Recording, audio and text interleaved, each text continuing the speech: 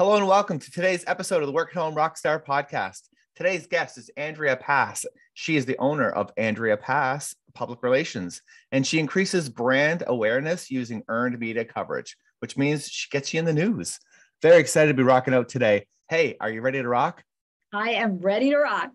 Perfect. So we start off on a good note here. So tell me a story of success in your business that we can be inspired by. To me, every single press placement for a client is success, but one of my favorites, and it was always an interview question I asked people back in my days that I worked in corporate, what was your placement of a lifetime? And I secured a double segment on ABC 2020 for an as seen on TV client of mine and their pitch events and all of their products. So to have a double segment on ABC 2020 nationally was just a dream come true. So there are so many success stories of being on TV, great magazine and newspaper coverage, wonderful articles in blogs and on podcasts and on radio. And so every day, no matter what the coverage I get for a client, that's success to me. You know, and isn't that cool that all the successes that you create are like recorded and stuff that you can go back to, right? You know, it's very interesting because I've been in public relations for a long, long time, over 30 years. I like to think of myself as younger than I am. But, you know, back in the day, you waited for a clipping service to mail you a clip from the newspaper or magazine, or you'd have to run out to a newsstand and see if you can buy something, or you'd have to hire a service to get you a TV or an audio clip, and then you'd have to wait for it. So there wasn't that instant gratification to be able to then send it to your client quickly because of the fact that you had to wait, and then you had to copy everything, and then you had to get everything to your client. And so a lot of stuff really was lost back in those early days. But today, everything stays in existence until a blog shuts down or there's a technological glitch or what have you. But the most important thing today in public relations is making sure all of these articles, quotes, reviews, interviews appear somewhere online. Yeah, exactly. And, you know, once it's there for a very, very long time, which is good, right? I'm happy about that. Do you worry about like getting things taken down that don't follow brand? No, because of the fact that I'm on top of every placement and every interview. So I make sure that when someone's reviewing a product or quoting my client or interviewing my client, they have all of the right information. And so the client is educated and media trained by me, so they know how to answer the questions the right way, so they're staying on brand. And quite honestly, if a client does say something slightly off brand during an interview, it's not going to topple their entire brand because I am not working with huge corporations that can make a huge mistake by saying the wrong thing. Yeah, right on. Well, speaking of mistakes, we all make mistakes from time to time and we all hit bad notes. So along this journey, is there anything that didn't go quite as planned that we can learn from? I think that when I became a solopreneur and I founded Andrea Pass Public Relations, almost 4 years ago, my mistake was not having a well-prepared letter of agreement. And I think that when you're getting new clients and you want them to sign on the dotted line, you want to make it as simple as possible. And I had one prospective client who was someone I knew from years before he sought me out. And my letter of agreement was probably about 9 pages. Eek! He took that to his attorney who redlined it. I changed it. He changed it. The hours the attorney probably spent on this was ridiculous. I didn't agree with the changes. Needless to say, the client never signed the agreement. We never worked together. But, you know, in the end, it ends up the product never came out and the client never did the business he was going to be doing. So I guess that he was looking for an underlying reason, but now I have a very concise 2.5-page letter of agreement. Good. Yeah. I've had people on the show before talk about, you know, having good letters of agreement, but this is the first one that's like scaled it back and made it easier because that's a lot of the reason why people don't even have contracts and agreements, because it's just an extra hoop to walk through, right? And you need it. I mean, if you don't have yourself covered, then the client can say, oh, never mind, I'm not paying you, goodbye, toodaloo. And so especially when you're in a service-based business, and in my case, in public relations, it's not an immediate tangible. So there's a lot of work that's happening behind the scenes that you may not see as a client for a few weeks or a few months. So an example is when you do an interview, you could be doing the interview one day, but the interview may not appear for 3 months. And so you have to be patient. You have to make sure you understand, but I don't want that client to not pay me for doing the work to set up that interview. And so having a contract covers me as the publicist, covers the client, so they know where there is an out clause or where there's not. And it's all nice, neat, tied up with a bow. So I think in business, a contract is very important. And for me, lesson learned. Yeah. And actually another thing, another big benefit to going through that process is that you do tend to learn a lot while you're going through the process of creating that agreement, or whether when you go through the process of researching what to put in the agreement, next thing you know, you find out, oh, geez, I didn't even think that that could happen to me. Okay. I need to keep an eye out for that. Right.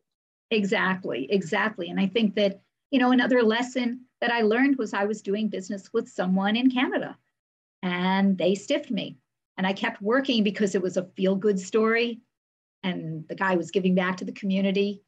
And I got so much press and did not get paid. I lost so much money and so much time that I could have devoted to another client.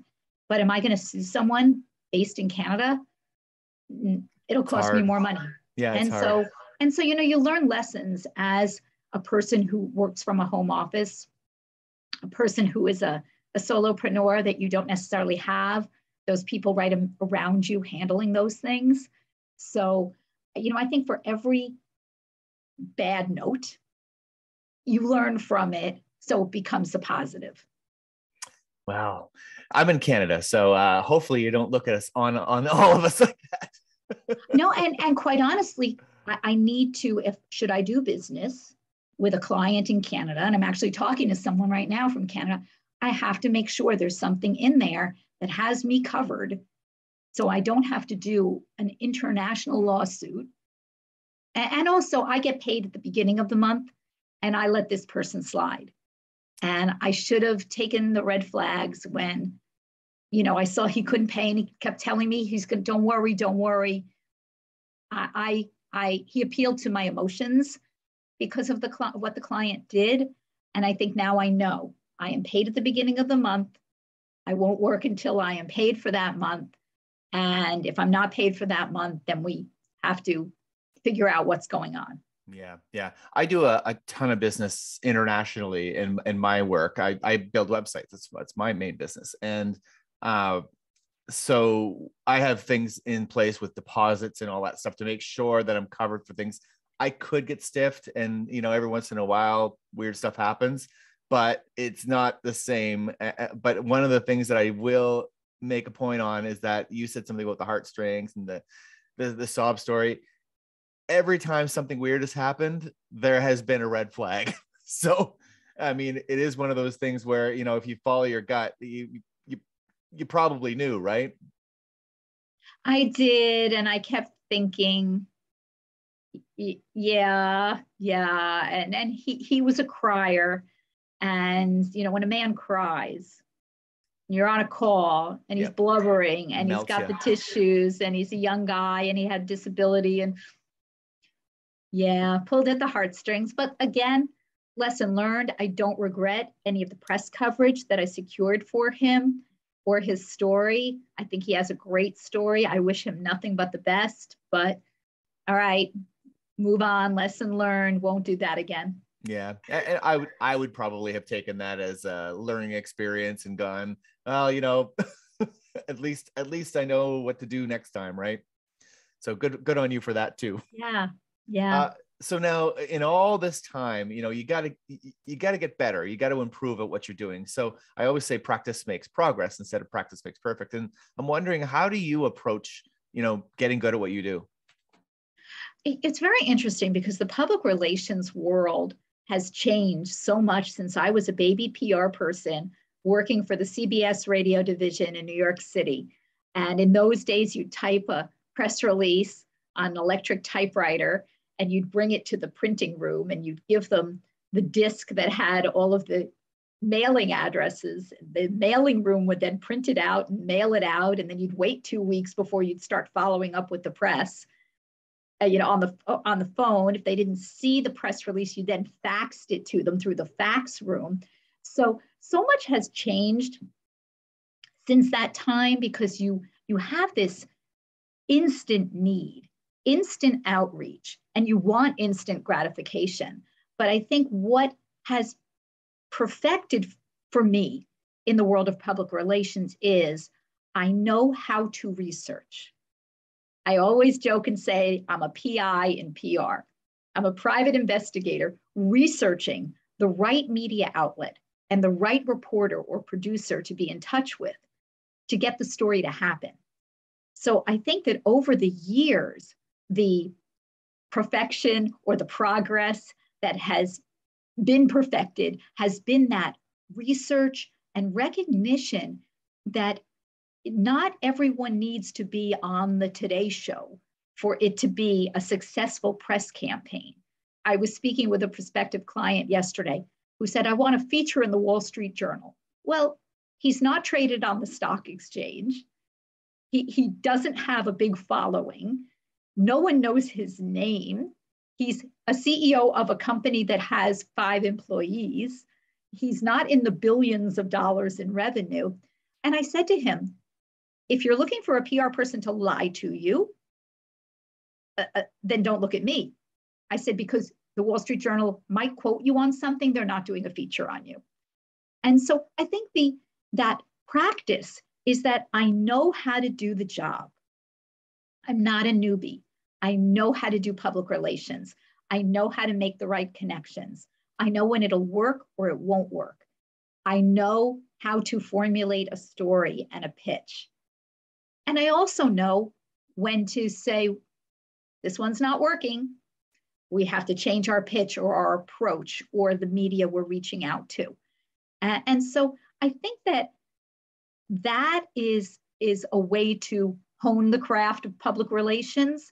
But I think you have to be an effective communicator, an effective researcher to be able to get the job done.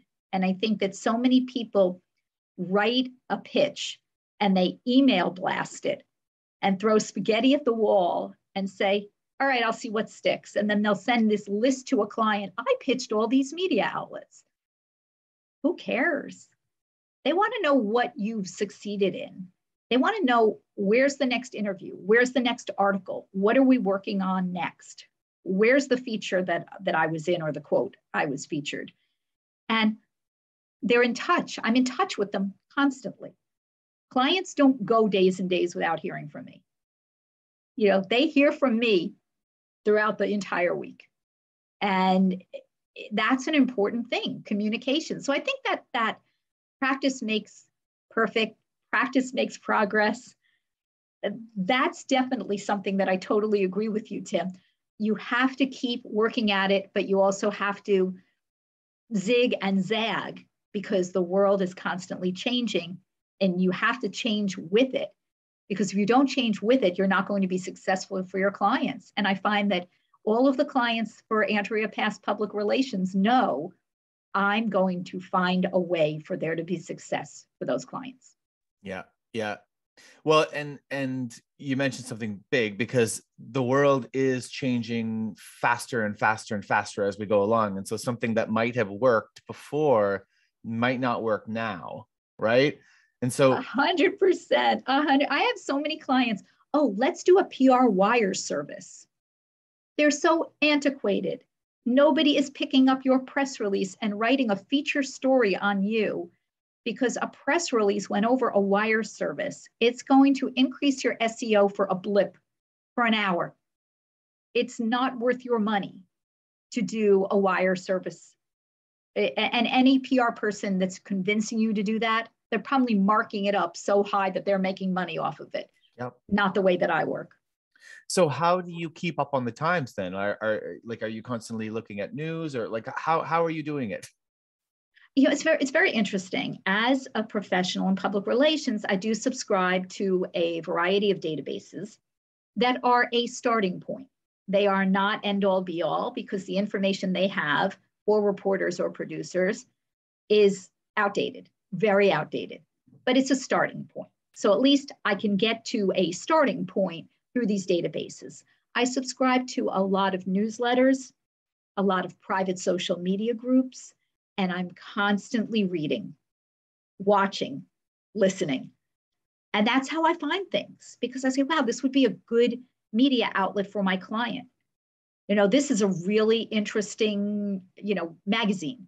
I need to get my client in here. Or, wow, this podcast is perfect for my client, because that audience is going to be interested in what my client has to say.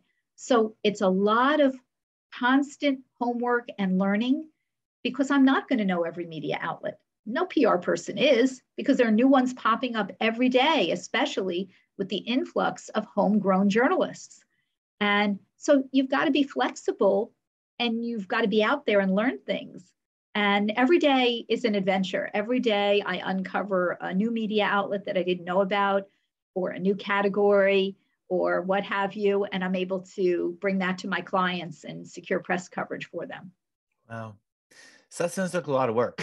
Like, how do you manage your time? Because I mean, all of that research is, I mean, it is paying you, but it isn't directly paying you. So how do you sort of make the differentiation between, like, am I spending too much time researching and not enough time doing the work, right? I think that they go hand in hand. I mean, my clients pay me on a monthly retainer basis for a certain number of hours per month. I always go over those hours, because I am researching and I'm making sure I have the right information. And that's okay with me. That works for my business model. So I do spend a lot of time, but I also have understood in all of these years being in public relations that I also need to have a life. And I've come up with that wonderful life-work balance. And I love work. If you love what you do, you never worked a day in your life. But I do put life before work, because for many years, I was strapped to my desk, strapped to my computer, and I was working from 7 in the morning until 10, 11 at night, weekends, vacations. And we need a quality here of our life. And what I do is not finding the cure for COVID. What I do is helping to increase brand awareness by using press coverage to keep my clients relevant, and have other people talking about my clients and patting them on the back, instead of my clients doing that for themselves. So when someone else says something nice about you, or interviews you, or reviews your book or your product, that's giving you third-party editorial endorsement. Yep. And so that's helping my clients able to say, hey, Tim really liked my product, or Tim featured my product on his show. So that's a bonus to the clients. And so I think that I balance my time well. I understand when the day has to end. And I understand when it's time to sit down and actually eat dinner at the table. Yep. Well, that probably took a lot of practice too, to get to that point. I think it took a lot of tears, to be honest, because I was working so much. And when I would call a client from a vacation, and the client would say to me, why are you calling me? Aren't you on vacation? And I'd say, well, my boss called and said there was this, and this question.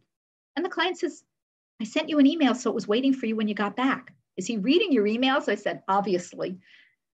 And the clients were fine with me taking a vacation, but the bully boss was not, even though he approved the vacation. And so it took a lot of tears, and clients who really cared about me as a person and respected the work that I did for them to increase publicity and PR awareness of them with my skills. Wow. So now your business is all about generating fans. So I'm wondering, like, how do you do it personally for yourself? And it's a great question. And I consider Andrea Pass Public Relations a client of mine. So by making myself my own client, I spend time on getting my name out there. So whether it's being a guest on a show like yours and having a chance to talk about my PR skills, whether it's getting quoted somewhere, excuse me, whether it's placing all of these interviews that I've done on my social media pages, making sure I'm tagging the media outlets so they know I really appreciated being featured, and really keeping my name out there by networking and constantly meeting people. And I think that that's been the saving grace of this pandemic, is all of the wonderful people that we've met in a box on a screen. And I think, getting fans and increasing awareness of Andrea Pass public relations has really benefited from Zoom networking and meeting people who refer me to other people, or people who hear me on a podcast or see that I'm quoted and reach out to me to hire me to do their PR. So I think to get fans and to keep fans, you have to stay relevant. You have to be in it to win it. And I know I'm admitting I'm a total dork when I say that. But if you're not out there promoting yourself and you're not hiring someone else to promote you, how are you going to have fans? So either you do it yourself or you hire an expert. Yeah. And those are your two choices. There's no other choice if you're not a big celebrity.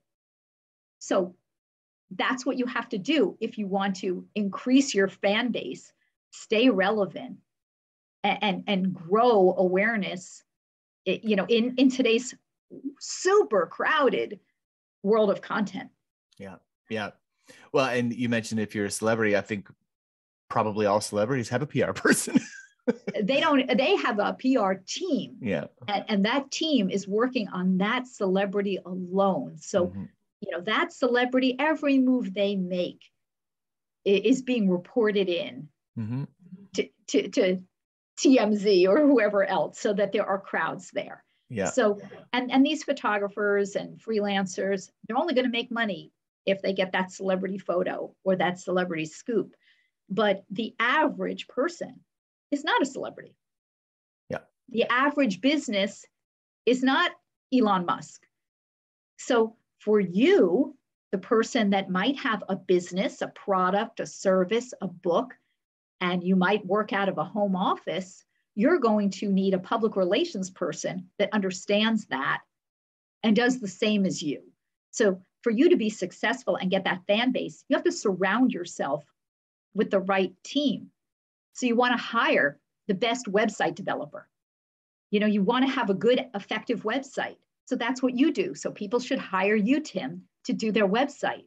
And when that website is done and you're ready to roll and the business is up and running, then you hire me to do public relations to keep you relevant along the way.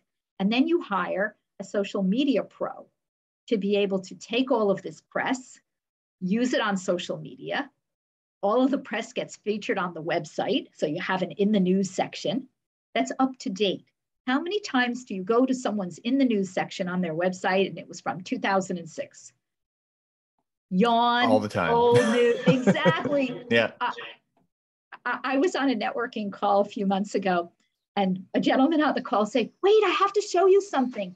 And he proceeds to take a picture off the wall from behind him. It was an article written about him in like the 1990s. But I was featured in this article, and I said, "That's lovely, but nobody cares now. You need to be featured again." It might be evergreen information, but if you haven't been featured since that long ago, it's not appearing at the top of any website. Press coverage can be evergreen, and you can use it again and again and again. Post it today when it comes out, post it in 3 weeks, 3 months, 6 months. It's content. People will read it. Yeah. But one article a gazillion years ago does not a PR program make. Yeah. Yeah. It's got to be spaced out, and you can't keep on posting the same article every day. So you need to have a whole bunch of them, right? Exactly. And I found a statistic that is probably a little outdated now, but it said that we spend about 11 hours a day absorbing content. And if you think about it, I mean, we're absorbing this content.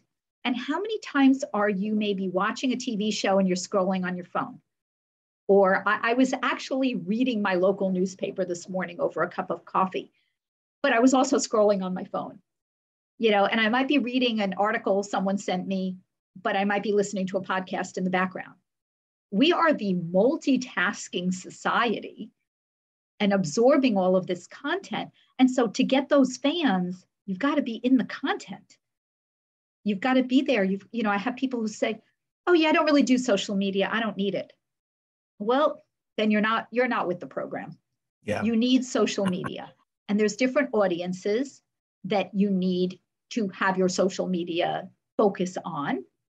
But if you're going to be a person in business, you need to have Instagram, Facebook, potentially YouTube, not as much Twitter, but maybe TikTok. It depends on your audience.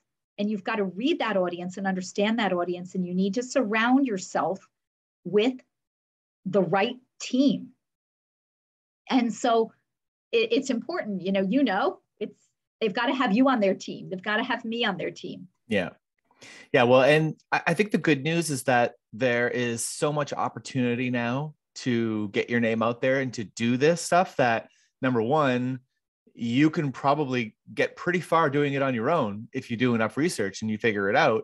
But definitely, if you hire somebody, there's tons of opportunity for them to find for you, right? So, it's not something that, you're not sure if you're going to get a return on investment. You definitely are going to get your name out there if you hire somebody, right?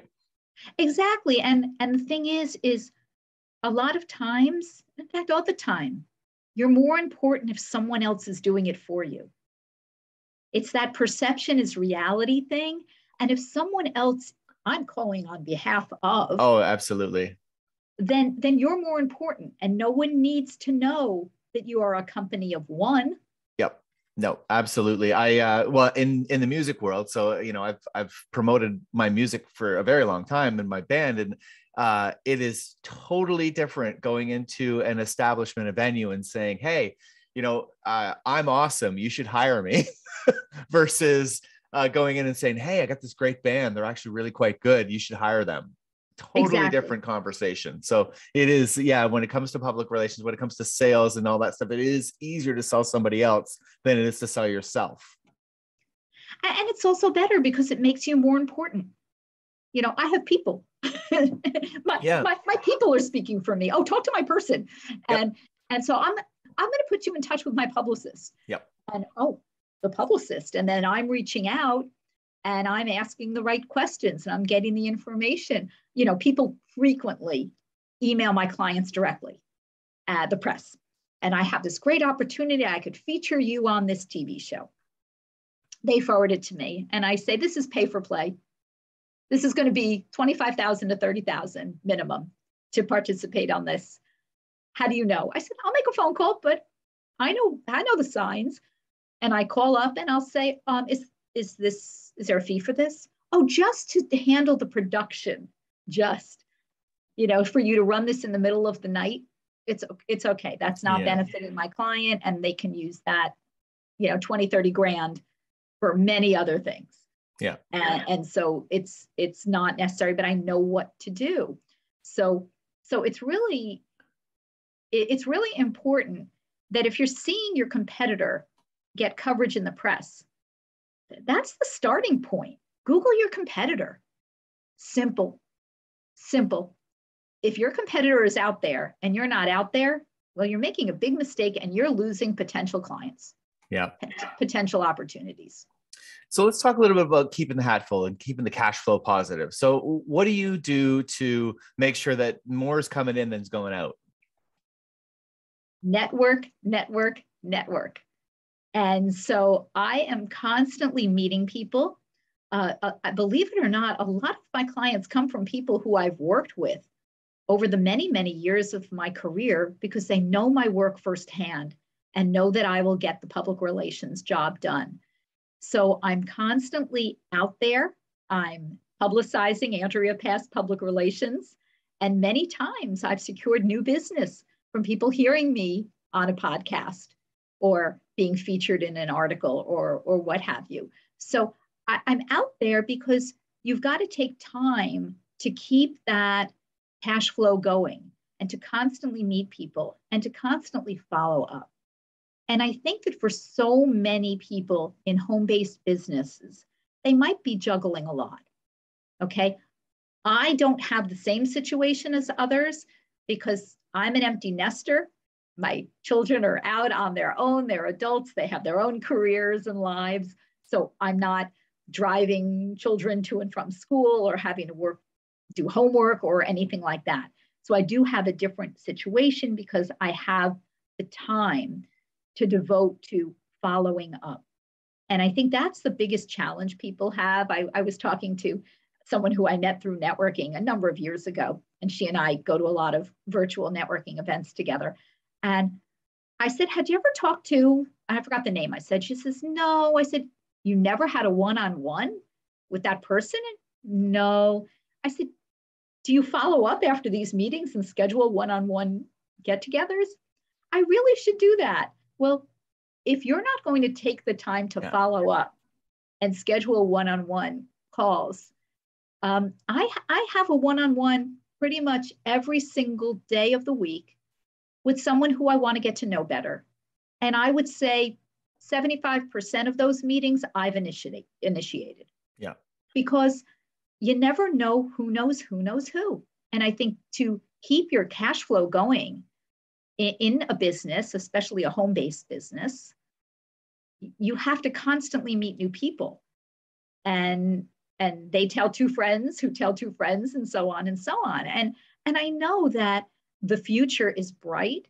I know for Andrea Pass Public Relations, I have the availability to take on a few new clients for this year. Really excited about that opportunity. I've also branched out tremendously, representing many, many authors, both nonfiction and fiction. So that's a lot of fun. I love to read their books first and then come up with the angles and get them out there. And people who have consumer products. I happen to sit on the board of the United Inventors Association of America. And so I meet a lot of inventors who have really great consumer products.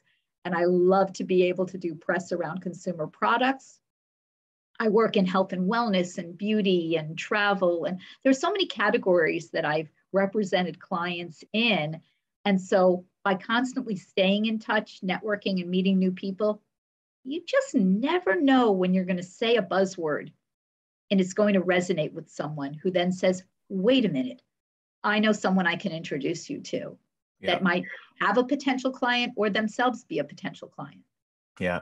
It's a really great answer. I mean, that's the whole thing, is that you've got to keep on working on sales and the marketing side of it while you're fulfilling the contracts that you currently have. Otherwise, once that contract is done, you won't have anything else to move on to. So yeah, very, very good answer. Now, Andrea, it's time for your guest solo. So tell me what's exciting in your business other than what you just said. Oh my goodness. Public relations is exciting. The press is exciting. Andrea Pass Public Relations for me is very exciting. It's a dream come true that I didn't know I had. That's the interesting part about creating your own business. For years, clients said, Andrea, you need to go out on your own, start your own PR firm. And I guess I just had that nervousness and pit in my stomach that how am I going to do that? And one thing led to another. And the door opened up for me almost 4 years ago to launch Andrea Pass Public Relations. And I haven't looked back. So I think that it's exciting because I'm always learning something new. I don't have to be an expert in what my client does for a living. I have to be an expert at finding the press to cover them. And that's where there's a difference. Someone says, oh, well, can you give me, examples of the clients you represented in XYZ category? Doesn't matter. I don't need to know every single person in the media. I need to know how to reach them. And anyone who focuses on their relationships in the world we're in now is losing opportunities because of the fact that so many people leave their jobs, Media outlets let go a lot of people. There's a lot of freelancers working, and there's a lot of new media growing. So I think for me, the excitement is who's going to be that next client? What is their product or service or book or message that they want to get across, and I'll get it across. And I think that's what's really exciting for me. What's exciting for me is who's going to be the next person that I meet, that I work with, that I secure press coverage for, that I could be really happy each time. Hey, there's another interview, or there's another product review, or this person's reviewing your book. It's exciting. It's exciting. So my excitement is the future. My excitement is I love what I do. Don't plan on retiring and doing nothing. I love PR. So I'm going to continue to do public relations, meet new people, and secure press coverage for a long, long time to come. Love it. So how do we find out more about you then? Well, you could visit my website, Andrea Pass PR, or check me out on Facebook, Andrea Pass Public Relations, or LinkedIn, Andrea Pass, and connect with me because we can have that conversation. And I always welcome that opportunity on my website. I do have an appointments calendar. Schedule some time. I do offer your listeners and viewers a half-hour complimentary consultation so we can talk about what do you need and when do you need it. And the answer is you need it today. And I have an author I'm working with, and her book is fascinating. I'm actually waiting for her to hire me. And she says, well, I want to perfect my message. And I said, the longer you wait, the more business you're not getting. You'll perfect your message as you go along the way. Yeah. But no one's paying attention to those little words. They're paying attention to the bigger picture. So today is the day to get press coverage and to start PR for your business, because there's something new happening every day. There's a new opportunity to tie something in, whether it's a holiday or a graduation or a birthday or a back to school or summertime or wintertime or, spring clean. All year long, there are angles to work you and your business into that angle. So reach out to AndreaPassPR.com or check me out on Facebook, Andrea Pass Public Relations. Send me a private message or message me on LinkedIn, and let's talk. Let's spend some time, and I'll explain to you how it happens and how we can start. Awesome. Thank you so much for rocking out with me today, Andrea. This has been a lot of fun. Thank you so much, Tim. This has been terrific, and rock on. Exactly. To the listeners, make sure you subscribe, rate, and comment. We'll see you next time on the Work at Home Rockstar podcast.